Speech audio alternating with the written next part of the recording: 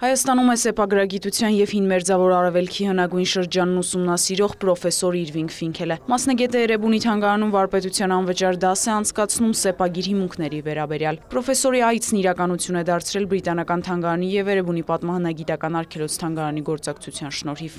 Եկել եմ Հայաստան բոլոր հետաքրքրվածներին պատմելու սեպագրերի և դրանց նշանակության մասին և բնականաբար փոխանցելու մասնագիտական որոշակի գիտելիքներ և հմտություններ։ Էրեբունի և Բրիտանական թանգարաններն ակտիվ գործակցում են անցյալ տարվանից այս տարի շքեղություն և ուժ Պարսկաստանից Հունաստան ցուցադրությանը ներկայացվել է Էրեբունի թանգարանում պահվող հեծյալով արծաթեռի տոնը, որն այցելուները բարձր գնահատականի են արժանացրել։ Ցուցադրությունը դիտել է 50 000-ից ավելի արվեստասեր։ Կարծում եմ բացառիկ իրադարձություն է մեր հայագիտության համար, Էրեբունի թանգարանի համար։ Տեսեք,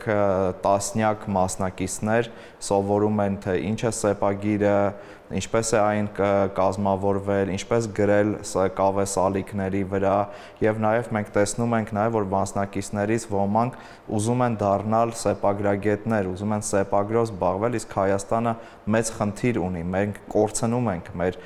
ժամանակին լուրջ հայտնի սեպագրագիտության դպրոցը։ Իրվինգ Ֆինքելը նաև աշխարհի ամենահին բաբելոնյան քարտեզի հետազոտողներից մեկն է։ Քարտեզում նշված է նաև Հայաստանը։ Դասախոսություններից մեկն էլ նվիրված կլինի այդ քարտեզին։ Թանգարանն առաջիկայում կհյուրընկալի եւս 2 մասնագետի, որոնք եւս վարպետաց դասեր կանցկացնեն։ Տնօրենի խոսքով սա լավ հարթակ է հասարակության ու գիտնականների միջև երկխոսություն ձևավորելու համար։